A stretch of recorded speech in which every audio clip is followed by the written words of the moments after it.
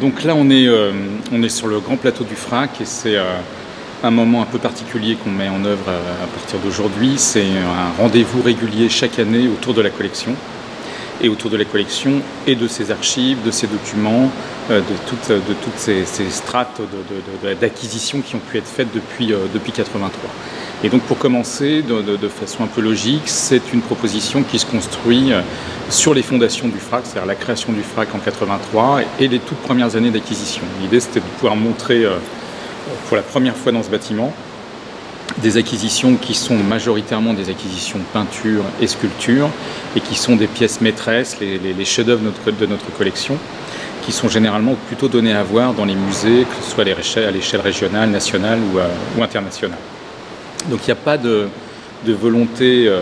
de mettre en avant une écriture esthétique plus qu'une autre, mais au contraire de refléter vraiment la diversité des premières acquisitions,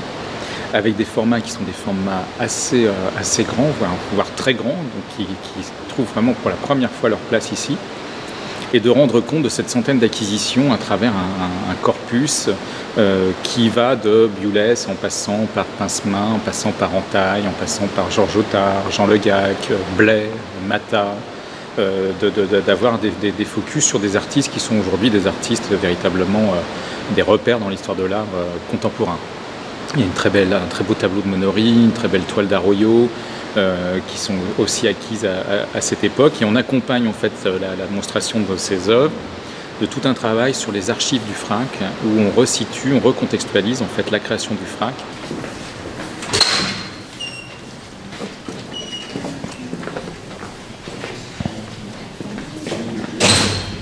Donc là, on a souhaité prolonger l'exposition des œuvres avec un focus sur les archives. On a sollicité un graphiste pour mettre en exergue en fait des données qui sont les données à la fois statistiques, financières, mais qui rendent compte que dès les premières années, les missions du FRAC sont lancées en termes de diffusion, en termes d'acquisition, et d'avoir un comparatif et une évolution du budget d'acquisition du FRAC en fait de 83 à 99, qui est la période qui nous intéresse. Et ça s'accompagne d'un certain nombre de vitrines qu'on est en train de mettre en œuvre, qui là regroupent des témoignages papier, photographiques, archives administratives, articles de presse, qui rendent compte en fait de la création du FRAC, de son installation dans ses locaux, place Francis Chira, dans le quartier du Panier, avec pour la première fois un FRAC qui se dote à la fois d'un espace de stockage et d'un espace d'exposition. C'est une toute première dans l'histoire des FRAC, d'avoir d'emblée cette double dynamique. Et puis surtout un certain nombre d'expositions, de chefs-d'œuvre, une exposition Beuys qui est une exposition assez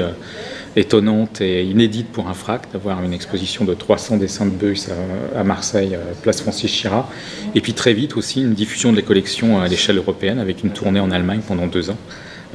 Donc on voit qu'il y a le travail en termes de pédagogie, en termes de diffusion, en termes de circulation des œuvres à l'étranger, et en termes aussi de réflexion sur la constitution de la collection. Les premières années sont très riches à tous les niveaux et très denses, et il y a une sorte d'accélération un peu frénétique pour constituer ces collections autour d'un certain nombre de pièces qui sont aujourd'hui nos chefs-d'œuvre en fait.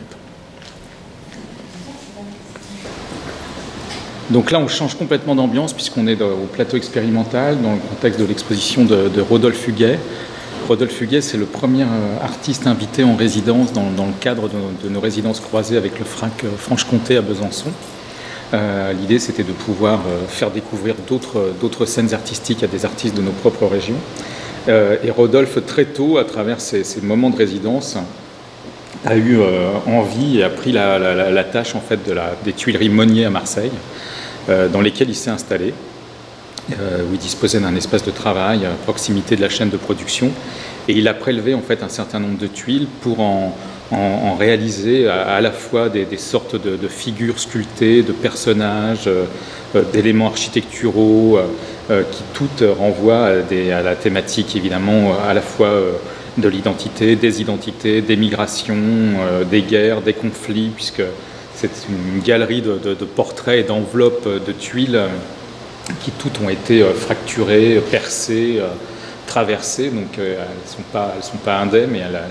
elles renvoient aussi un message assez fort, avec un mode d'accrochage qui est très singulier aussi, qui est vraiment de reprendre l'idée d'une collection de formes suspendues dans l'espace, comme on suspendrait dans une penderie des vêtements. Et ça fait écho aussi aux espaces qui étaient dans les mines, qui étaient dédiés aux mineurs, où ils accrochaient en fait leurs vêtements avant de descendre dans le puits. Voilà, donc c'est un travail qui a été un travail d'immersion dans une entreprise et de production, et production qu'on retrouve en fait tout au long du bâtiment, puisque Rodolphe a investi aussi le bassin qui est à l'entrée du FRAC et la terrasse en cœur d'îlot. Donc là on se retrouve en terrasse en cœur d'îlot. C'est un espace qu'on a assez peu utilisé pour montrer des œuvres d'artistes, et là donc Rodolphe Huguet a proposé en fait de prolonger sa présence au FRAC et de faire écho à l'accrochage qu'il y a au plateau expérimental, en installant en fait sur la terrasse cette constellation de tuiles qui sont comme des sortes d'architectures fracturées, des architectures de guerre qui ont été massacrées et qui pour certaines prennent des formes de visages aussi. Donc on est dans cette ambiguïté où on ne sait pas si c'est une galerie de portraits, de visages, ou au contraire si on est sur des architectures qui auraient été malmenées par des conflits, par des guerres ou quoi que ce soit. Donc on est à chaque fois, chaque objet prolonge véritablement pour chaque visiteur un récit différent, mais on est au-delà de la fabrication de ces objets à partir de cette tuile qui est un élément d'architecture traditionnelle, classique, qui est la tuile provençale, mais qui en même temps porte en elle aussi l'idée de la protection, de l'abri. Il la retravaille, la malmène pour nous donner à voir en fait une vision du monde d'aujourd'hui à travers une production qui évidemment porte les stigmates de notre société.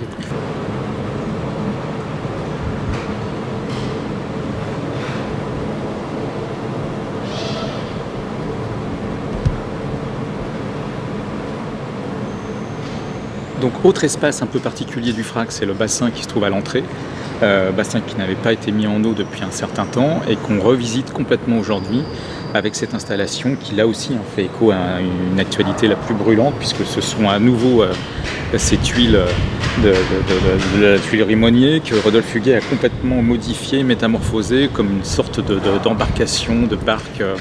à la fois fragile, précaire et toutes plus maltraitées les unes que les autres. Donc on peut y voir évidemment derrière cette présentation énormément de récits différents liés aux migrants, liés aux catastrophes qu'on a pu connaître en Méditerranée.